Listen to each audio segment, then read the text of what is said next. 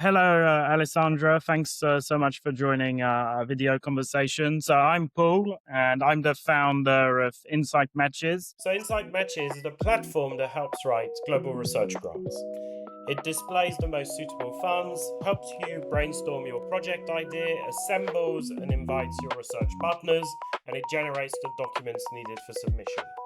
So I've started a video series where I like to interview people who are very active in that field. And I understand you're an NCP based in Malta. So perhaps you could tell us a little bit about what it is NCP does and for what organization you work for. Yes, thank you, Paul, and thank you for the invitation.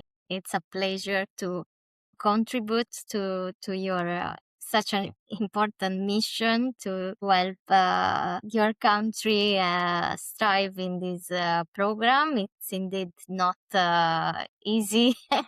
And there are challenges, especially for newcomers. So it's a pleasure if I can help in some way. Yes, I'm an NCP, so a national contact point in Malta. I work for Xjenza Malta. This is a public agency. It's responsible for research and innovation, and also manages the government budget for research and development and space in the country.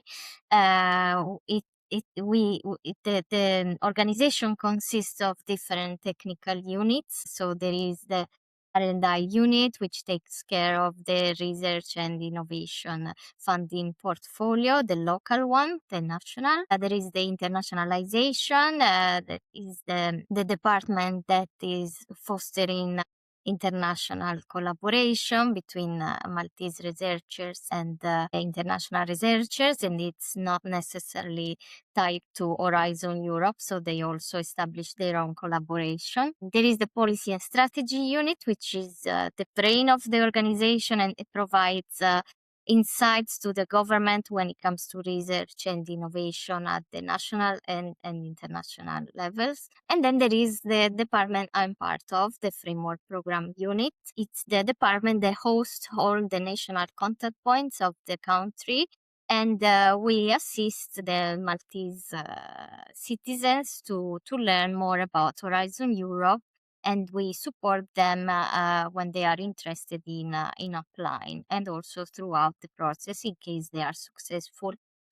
In fact, we offer many services and support. We do one-on-one meetings when someone reaches out, or we also reach out to the public and to startups and organizations to promote the program and do some outreach. We also offer workshops and events, info days.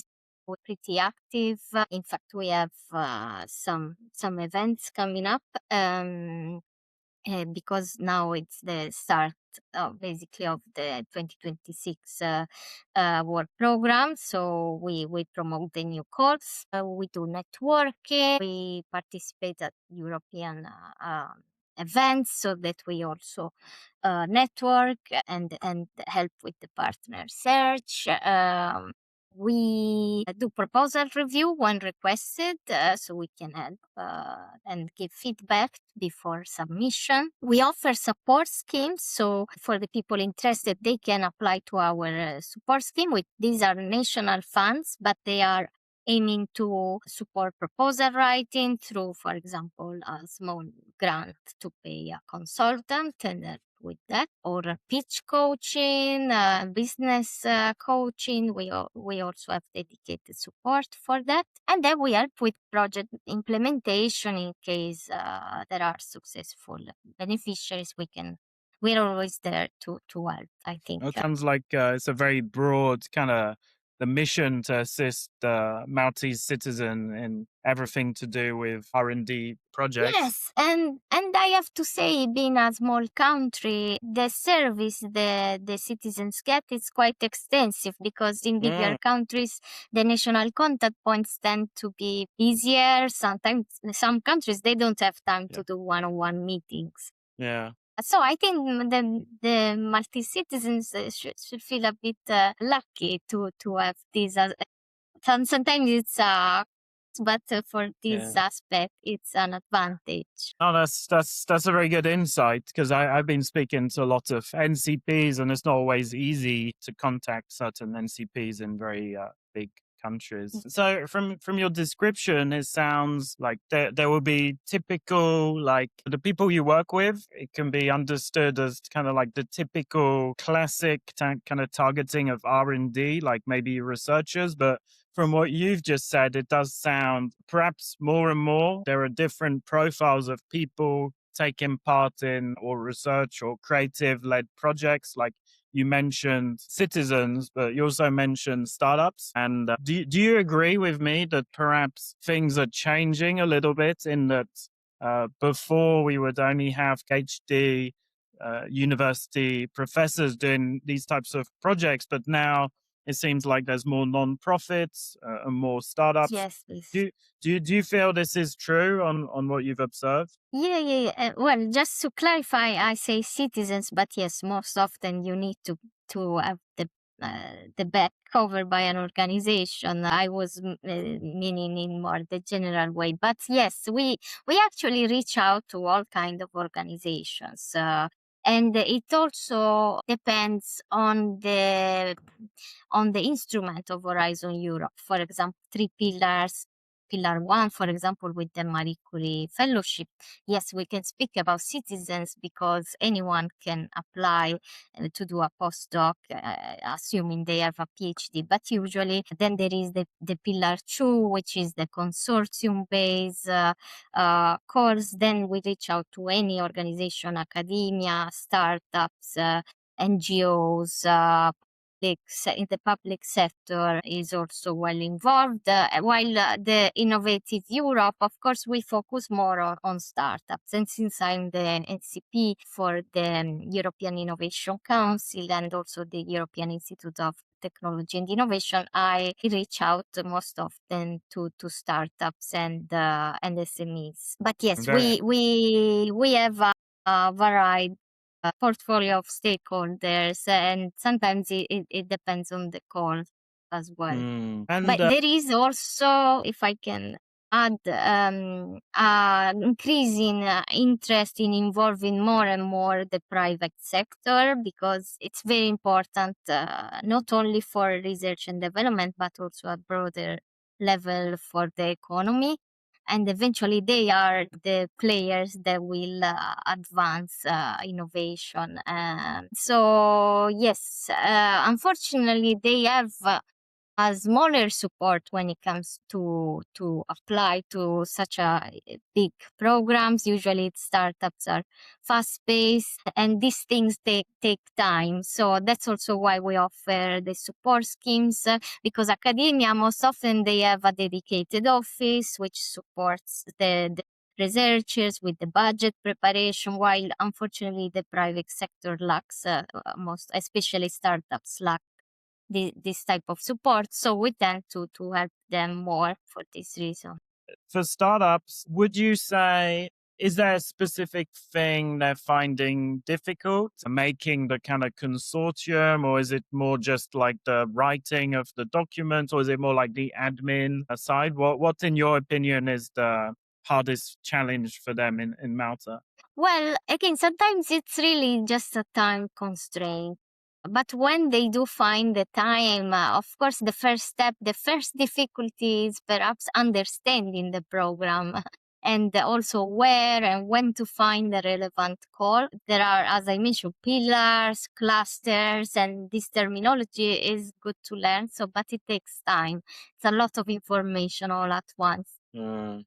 Assuming you know the program, how it works, then also when you identify, let's say by a title, a call that can be interesting, then you need to actually understand it fully, and also the policy logic, because every opportunity in Horizon Europe is there for a reason, and it's to implement a specific policy or a set of policies. Also, it's worth to take the time to understand these policies. Fortunately, sometimes they are hard to read this document, but there is AI that can help in that case. So understanding the policy means also understanding what the Commission looks for, what they want to hear, what they want you to do to receive these funds, and to demonstrate that you deserve these European funds and why you cannot just work at the national level. You need to really demonstrate this, and understanding the policies behind it's very useful, and for the impact as well. Another big challenge,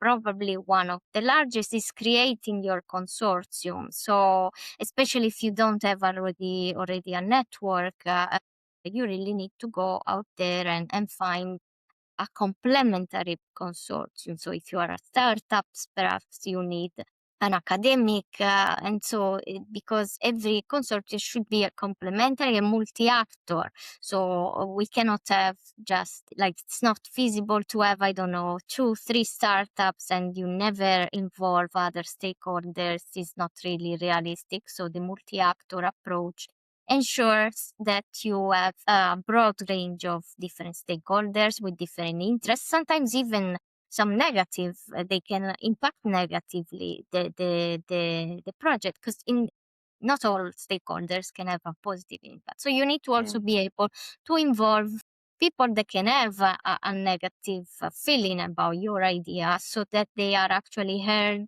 and you demonstrate the Commission that you have a clear vision of the issue, and you involve everyone that has an important contribution. And creating a consortium, so it's difficult but not impossible. Of course, there is the NCP support. We are part of actually a network of NCPs in different countries, so we can reach out to other countries if there is the need, and we can use this network to help our clients and find collaborators in other countries. There is actually itself, there is the European Funding and Tender Portal, which offers this support. In fact, for each call, there is another list of interested partners, and it's also downloadable. So if you are interested in a call, you can directly there see a list of potential partners that expressed an interest online in the platform. But I would say the most effective way to find partners is to participate to dedicated events, which are the brokerage events and networking opportunities. So these are designed for this purpose, and we also offer a support scheme in Malta to travel and participate to these events. Lastly, then there is the proposal writing stage, which is challenging as well. You need to be very knowledgeable and skilled. Sometimes you may require a consultant to help you write a good proposal. There are tips and tricks and do's and don'ts, so it's good to know them. We also offer workshops on this matter. And also there is the internal coordination pre-submission, which shouldn't be underestimated. So, for example, understanding who is going to lead what, the work packages leaders, the task leaders, how much budget, how you split the budget among the partners, the time management. So this part is also very important and often overlooked. It's always good to act in advance and to take the time to really prepare a good proposal, well thought and well organized. These I would say are the most challenging aspects pre-submission. Then, of course, managing, especially if you're a coordinator in an Horizon project, is also a big task. In fact, we suggest to newbies to better start being just a partner, and then when you gain confidence, and if you have the resources and time, you can dive more into coordination, but that's also require knowledge, experience, so better for newbies to just join an already forming consortium and contribute with your expertise. Awesome. That's a great overview of the different challenges, and I completely agree with your assessment. One thing you mentioned, which is interesting, and not many people tend to mention it, is that the link between EU policy and the funding call, and like the subtext and the context of the funding call. And I think that's very interesting. For example, I was looking at, I think it's called the work program drafts of the different Yes, Horizon Europe calls.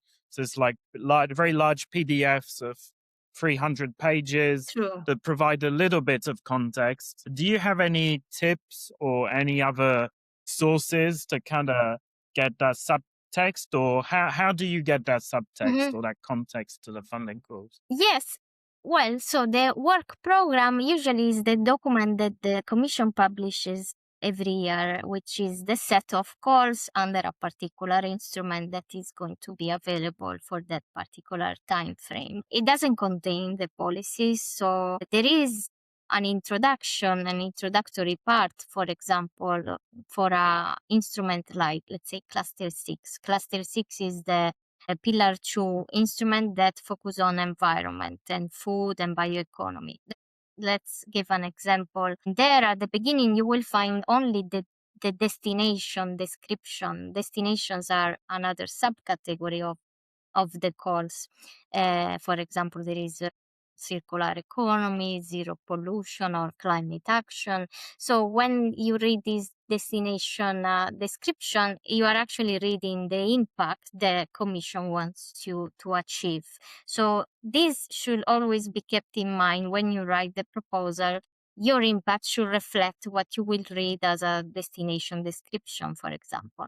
And then when you go to a specific call and you read it, you're going to have the objectives and the expected outcomes. So the expected outcomes are going to be your results. And so, for example, this needs to be kept in mind. Your results are in the calls, your impacts are in the, for example, destination description. But then there are going to be many mentions of policies and even other projects, past projects. There are some recommendations. You should collaborate with this partnership or with this project. So always take the time to research those footnotes because the policies are always mentioned. So a way to go is to click on the links of the footnotes, and then you will probably see a much bigger document. But again, we have the fortune to be able to use AI, and there is nothing wrong in using it to help you understand a specific policy. So I would suggest to read about the policies that are mentioned, at least for the specific calls you want to apply for, and to grasp the reasons behind those calls, the objectives, what they want to see in Europe or in the world, even by 2030, 2040. And keep in mind that those will need to be your goals, because anything that can be applied or done at the national level is not going to be funded through Horizon Europe.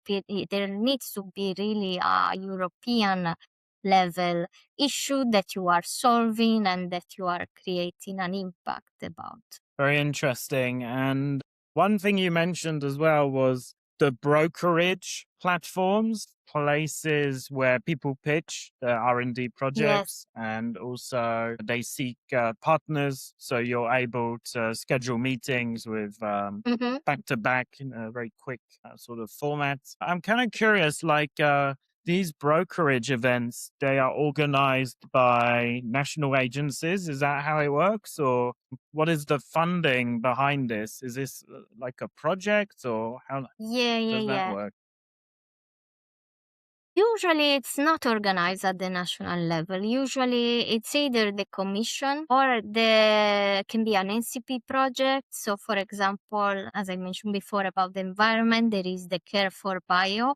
Care for Bio is the NCP project that puts all together the national contact point for this cluster 6, the one about the environment, food and bioeconomy. And for example, this year in June last month, they organized the Brokerage event for Cluster 6. So it was a partnership that organized it. But usually are European organizations or the Commission or partnerships that organize these events. And the good part is that there is usually an in-person event, so you can attend in person. But fortunately, these platforms that were formed before the event, they stay online, and so whoever couldn't attend can still register. Usually they stay open for another couple of months, and they are very, very useful tools. I always suggest to register because I think they are the most effective tool, actually. Yeah, I think they're definitely very useful. Yeah. So in our startup, we kind of our approach is when you create a user account on our platform, you provide information about what kind of research you do or what your Exactly, yeah. organization does. And then essentially, when you draft a project on our platform, InsightMatches, it will kind of rank the suitable partners. And as you mentioned, it will try and balance the partners. So it has some academic, some more technical, and more Yes. commercial. But yeah, I agree. The B2B platforms is very useful, and it's one of the strongest tools right now as AI continues to catch up. So If I can add something that I forgot to mention, but it's actually relevant for startups and the partner search, is the Enterprise Europe Network. I don't know if you ever heard about it, but this is also a good tool for partner search because the name suggests it's a network, and the Enterprise Europe Network Advisor can actually assist companies to create a profile and post on the network about their interests and their search for partners. And then there would be an advisor in other countries that are going to react to the post. And if there is an interest, these people are going to be connected. So this is very relevant in the private sector. I'm not sure if South Korea will have or has already an advisor, but the network still works for countries that don't have an advisor. awesome. Well, I think yeah, this has been great, and I think we have some great footage. So I think we can wrap up Yes, the chat. So yeah, thanks so much for your. very nice. I'll be Thank in you so touch. much, Yeah. Paul. Bye.